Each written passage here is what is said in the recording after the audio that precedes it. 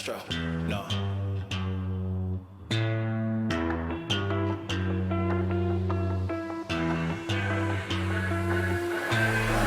What you know about rolling down in the deep? When your brain goes numb, you can call that mental freeze. When these people talk too much, put that shit in slow motion. Yeah, I feel like Christopher Columbus was an Italian explorer sailing for Spain in the late 15th century.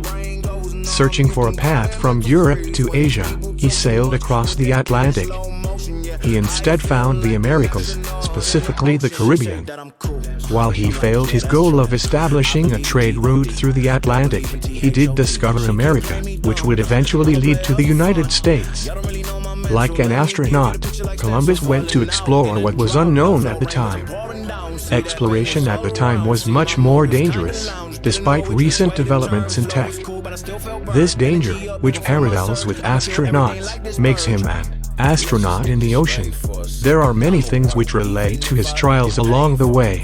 Have you walking on a plank? His motives. Both hands together, God, let me pray, as well as his overall impact on the world. Pass the baton, back to them all.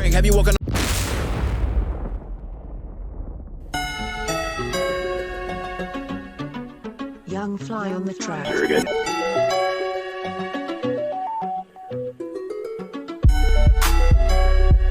Where did you go? Where did she go? Roanoke was one of the first British attempts to settle and colonize America. Spearheaded by Sir Walter Raleigh, settlers established a small town off the coast of current-day North Carolina. John White was among one of them. After relative success, White left for England to retrieve supplies for the colony. The voyage was only planned to be a short voyage, less than a year. However, he was delayed by the Anglo-Spanish War there and returned 3 years later. He discovered that the entire civilization had vanished, without any trace except a single word carved on a tree. Crow-toned. The song is what I imagine John White would have thought on his return. After sailing all across the globe, he returned to find nothing. He ponders the question, where did you go?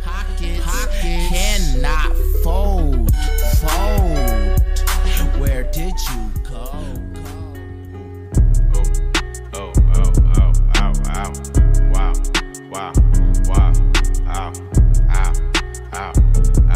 I buy a new car for the people, for real. I tear down the mall with the people, for real. You can't even talk to the people. Nah, she room with bosses and shit. Oh God. I pull up in Rarers and shit. Mercantilism is the economic policy employed by the British government during early colonization of America. After the success of the American colonies, tariffs were placed on goods imported and exported to foreign countries. This allowed Britain to take advantage of its colonies through a monopoly on some of their markets such as tea. The song Bank Account reflects Britain's actions towards the colonies during this time. Beginning with sponsoring the colonies and exploration, I buy a new car for the chick. I tear down them all with the chick, for real, to the acts and events which crippled the colonies. Triple homicide, put me in a chair, you, in jail, for the Boston Massacre. 7,500 on a St. Laurent jacket, yeah. Chick, be careful when you dump on your ashes for mercantilism. I've been smoking gas and I got no. I got 1, 2, 3, 4, 5, 6, 7, 8 M's in my bank account. Yeah, in my bank account. Yeah, in my bank account. Yeah, in my bank account. Yeah, in my bank account. When John Paul Jones was a little boy, he pointed to the sea. Said, when I get to be a man, a fighting man, I'll leave my mark on the ocean and my name. The Battle of Flamborough Head was a naval battle fought in 1779. Off the coast of Yorkshire, the Franco-American force led by John Paul Jones engaged with 2 British ships. After a 3.5-hour battle, Jones' squad was victorious, but wounded. He retreated to the Dutch, where through a combination of his expert diplomacy and Sir Joseph Yorke's clever thinking, they left safely.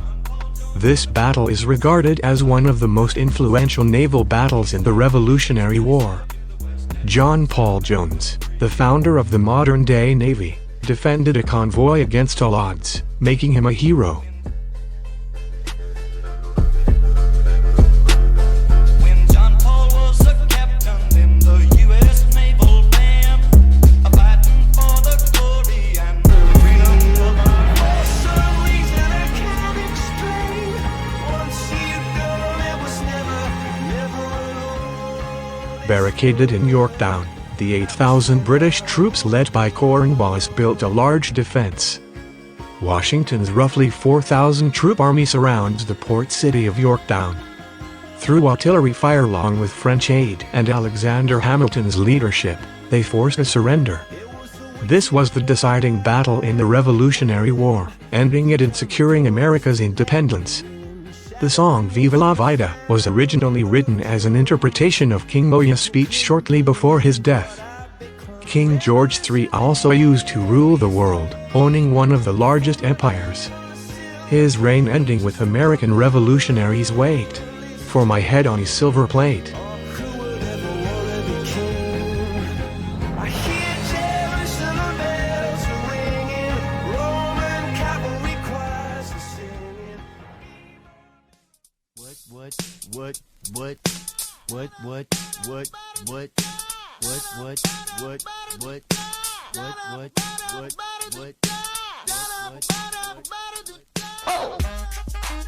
The Louisiana Purchase was the acquisition of the territory of Louisiana by the United States from Napoleonic France in 1803. In return for $15 million, or approximately $18 per square mile, the United States nominally acquired a total of 828,000 square miles. The song Thrift Shop relates to this because Thomas Jefferson, the acting president at the time, acquired a large amount of land for very little. Only got $20 in my pocket. Girl standing next to me, probably should have washed this. Smells like R. Kelly sheets. But it was 99 cents. Copping it, washing it, about to go and get some compliments, passing up on those moccasins. In the southern part of Texas, in the town of San Antonio, is a fortress all in ruins that the weeds have overgrown. You may look in vain for crosses and you'll never. The Alamo was a battle during the Texas War of Independence against Mexico. Tired of rebellious Texans' success so far, Santa Anna sent a large force to attack the fortification of the Alamo. Outnumbered 20-1, the Texans stood their ground, defending for 13 days, and each killing 10 soldiers. Eventually the Mexicans breached the wall and slaughtered the entire force. The event is still remembered as one of the most courageous last stands in American history, and is regarded with pride of those who live in the South.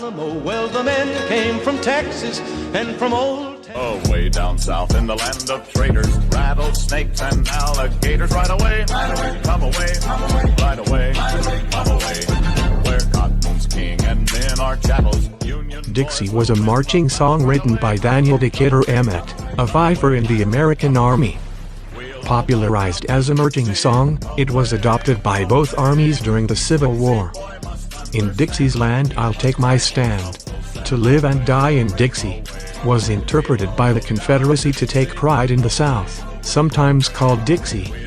Union soldiers modified the song themselves, with verses such as Away Down South in the Land of Traitors. Regardless of which side was singing it, Dixie was an influential song at the time. So much so, that Dixie is still remixed and remastered by artists today. We'll all go down to Dixie. Sometimes you just gotta go. You will never know what you could ever be if you never try. You will never see. Stayed in Africa, we ain't never leave. So it wasn't no slaves in our history. When no slave ships, or no misery. Call me crazy, or isn't he? See, I fell asleep and I had a dream. It was all black everything.